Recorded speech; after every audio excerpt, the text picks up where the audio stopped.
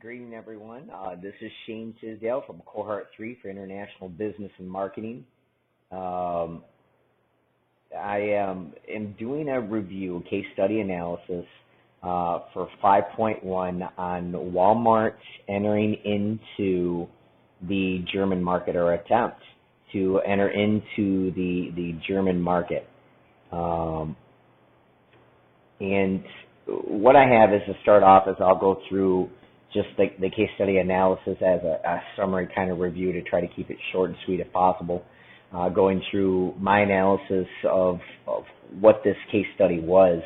I'll look at what exactly the background was, what exactly was identified as potential problems, or what problems were ensued after Walmart attempted to enter in that market, or over time. Were they fixable, or were they fixed, and what was then hence the end result? So for no further ado, let's start off by saying, a lot of us know, if you're Americans, one of the big powers out there as an employer, one of them that has a huge market share in the retail food industry, which is Walmart, and or Sam Walmart, between entering thousands of those stores, super centers, along with even Sam's Club and other things like that. So from what they went through for this case study, basically Walmart attempted to enter into the German market, or into Germany, in 1997. What I couldn't figure out in the case study analysis was why.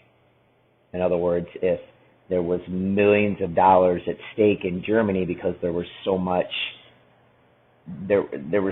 potential there on what they perceived as an applicable market of Europeans, and how America is built on kind of European Americans and market tendencies and things of that nature, I guess. What I couldn't figure out, though, is what they identified in the case study analysis was that the net margins were less than 1%.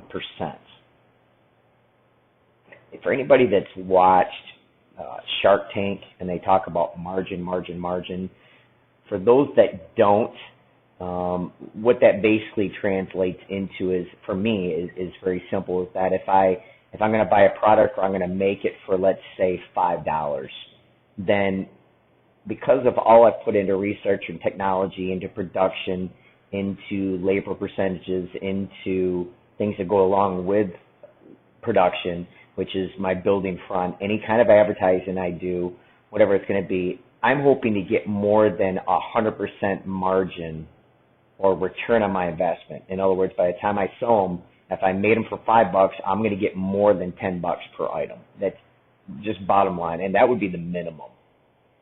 So obviously those kind of dollar figures are going to fluctuate between businesses, and there's nothing in stone saying that you're always going to get 100%, or that you're going to get 400 to 800% markup, whatever your margin is. But those margins were set at less than 1% in this case study analysis. So not only are you not getting 100% back, you're getting less than 1%. I couldn't understand why, when that was pre-identified, or maybe it wasn't pre-identified for a multi-billion-dollar company, why would you decide to have gone in?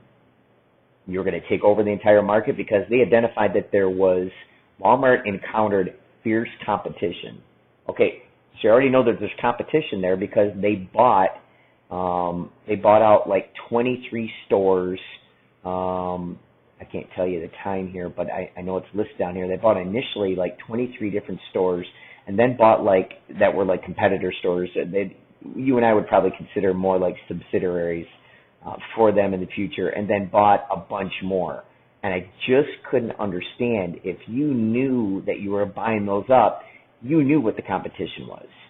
So they were identifying that here in the case study analysis among all these other challenges for Walmart. Do I think that they did a good job objectively to portray what actually happened here? They did an okay job. I think they were very thorough, is what I would say, like beyond thorough. I loved the case study. Do I think that was 100% objective in every way, the way they wrote the case study? No.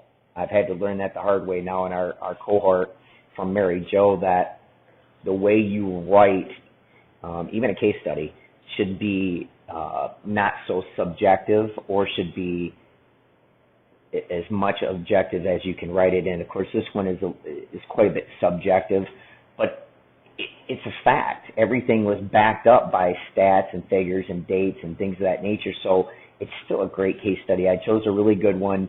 I would say they could work on, if I was analyzing what this case study was, I would say whoever wrote it, try to make sure what Mary Jo said to us, which is make sure you're more objective in every way throughout, not just crossing over at any time to be subjective, because then you lose the audience, you lose the reader, and someone can attack what you've written here, and they shouldn't be able to attack this because this was a great case study and this was a great case. So I would leave you with that part. But what I would say is that identifying what I was saying, which was competition, buying up stores, going in there in 1997, already identifying those particular kinds of things.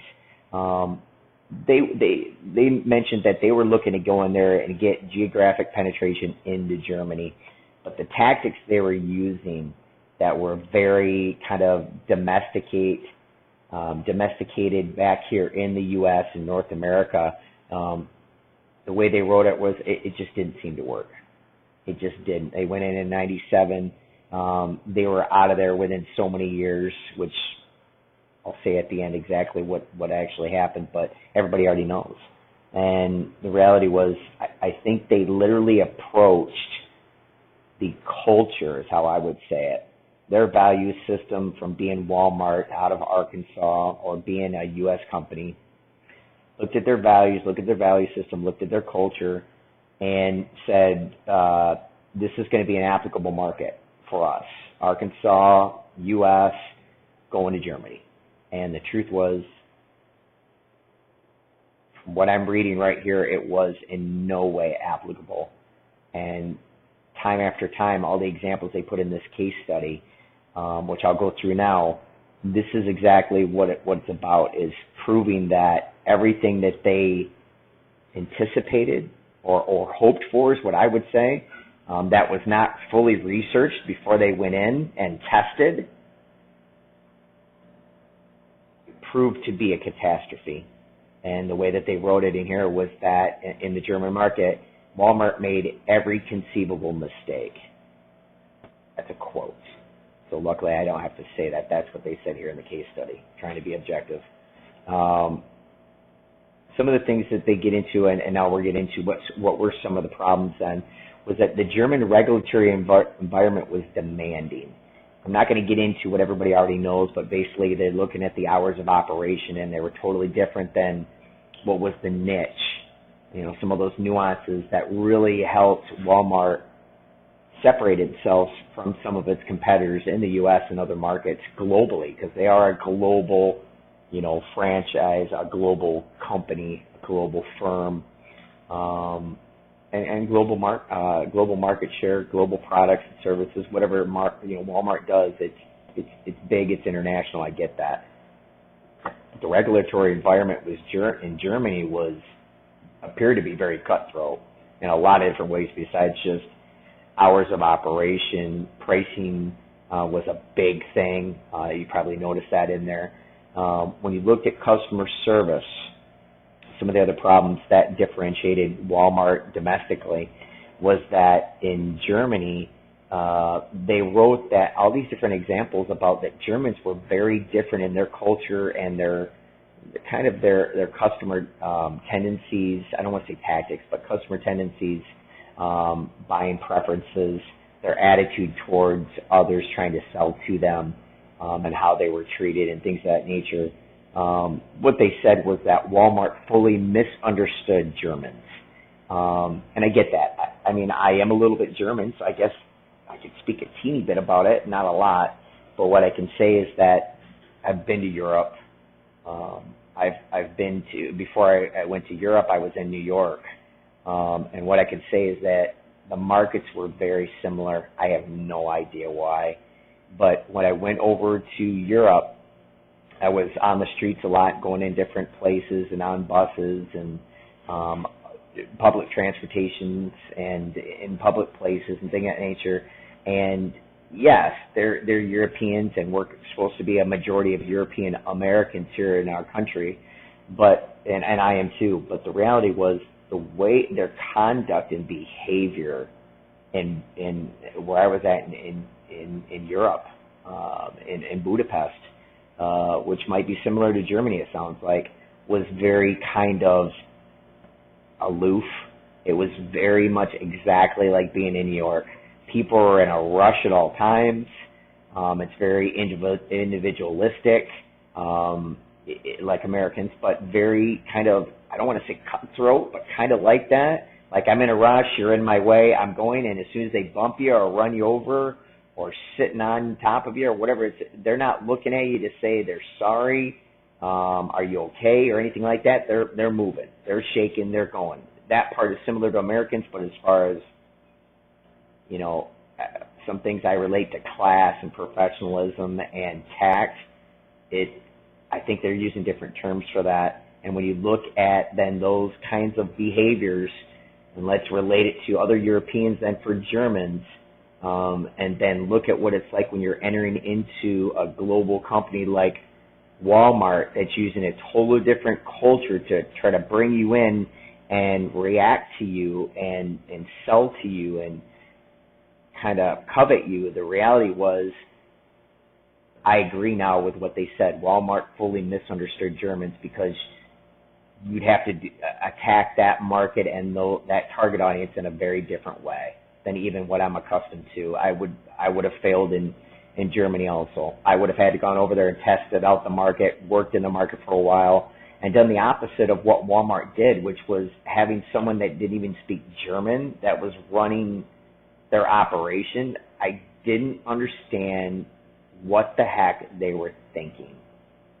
They were running international operations from their home office in the U.S. then, in Arkansas, which is kind of okay, but no one spoke any German that was in charge. And then for the managers that were there, and they demanded that you spoke English there. You're in Germany. Has no one ever heard the expression there in Europe about, when in Rome, do as the Romans? You're trying to take over an entire market share, and you are a foreigner. You are a foreign firm. When you're there, I would suggest you act accordingly.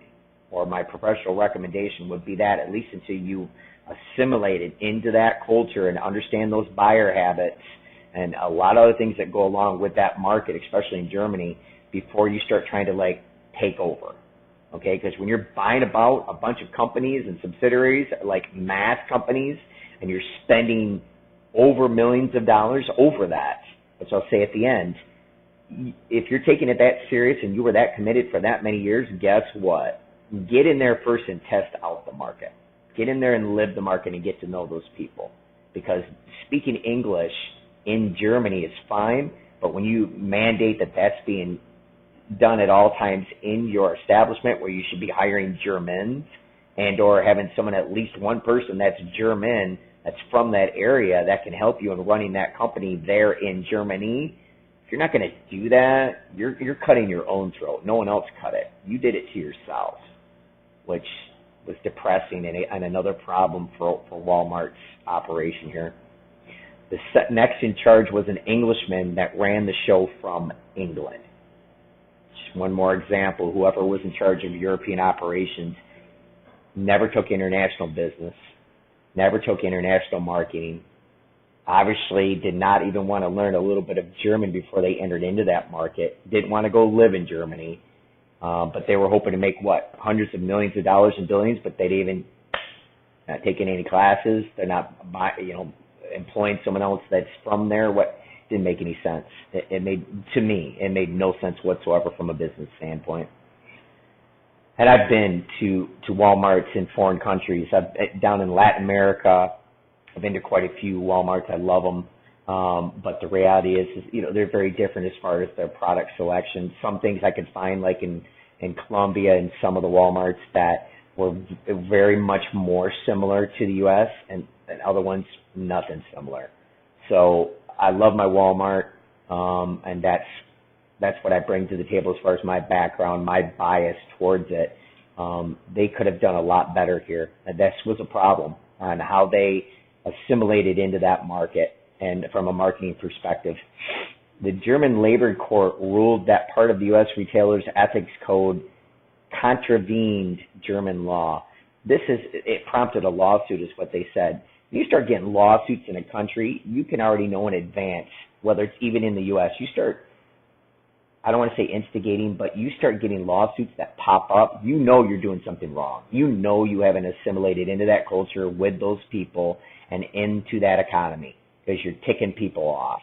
And then it even went on. It said, refusing to participate in national wage negotiations. You should have been volunteering for that. You're in Rome, act as the Romans. You should have been, whatever they wanted there in Germany, you wanted to really start capturing market share, you should have been doing whatever was customary there in that market, and you didn't do it. You refused to do it. You didn't pay attention to it, and you didn't try to solve it, which is the next section, is how do you fix it? Nothing was fixed. I want to give like 100 million examples of how do they fix the real problems that they had there at hand that I just went over, all these different problems. And the reality was, yeah, they started to impress some of the Germans there with their customers by doing single shopping events on Friday nights. I get that. It elicited positive response. It's beautiful. If you're eliciting positive response, but you're not truly capturing real market share, and you think that after you invest hundreds of millions of dollars or more, that you're not getting a return on your investment of more than 1%, then you're going to be there for 100 years trying to catch up to all the money you invested and all the money you're still putting out. It's not worth it. And sadly, how did they fix the problem? Then they really didn't. They didn't fix the problems. And so what was the end result, right? This is the last section. They left the German market in 2006 after starting off there, and I believe I said 1997. And the end result was a pre-tax loss of $1 billion, a billion with a B. So not even hundreds of millions, way more, $1 billion. Could you have done anything different? In my personal opinion, with my own bias towards Walmart, likability, being a little bit German, already been to Europe, understanding as a consumer, understanding some of our behaviors and buyer habits. Could we have done a bunch of things different? 100%. Could have done everything different and could have made a bunch of mistakes by entering in that market slowly and testing it out and then deciding, as we're doing this, let's make notes, let's conduct more training, do more meetings, do any other kind of product testing, whatever we need to do to change between the time of 1997 to 2006. Could we have changed anything so we only lost 1 million, which is a huge amount of money? Could have lost 10 million, 100 million, whatever it was, anything different than 1 billion, anything. Could we have done these kind of things? Absolutely. Could have been done, and now as they enter into a joint venture in China, which is growing, and I've been to China. Everything in China is better, by the way. I loved China, total different market than Germany. The other one they talked about was in India. I haven't actually been to India yet, but when it talked about the United States, Canada, and Mexico, I've been to all three, obviously U.S., and those other two countries also. And I've been to Walmart in Mexico, and I love them. And and North American markets, then you would say, are very similar. They're right, because of NAFTA and everything else, Mexico and Canada, such close proximity to our culture in North America. I do think those are better fits. But what I would leave everyone with, in my opinion, was that if you're going to, the simple message of if you're going to enter into a foreign market, don't act like you know. Go there, get to know those people, the culture, their value system, and their values, not just your own. Or you could be Walmart, and you could stand to lose your entire business overall if you're going to lose $1 billion, literally. So I hope you did not enjoy this story, because I love my Walmart, but I hope that we learned something from it. I did. And I just feel that Walmart, those people that were involved with the European operations and the joint venture into Germany in 1997 all the way to 2006, screwed this up in every way, known to man. I concur. So I hope to see you in class on Saturday. Thanks for watching, Mort and anyone else. And this was Case Study 5.1 by Shane Tisdale, Cohort 3, International Business Marketing. Thank you.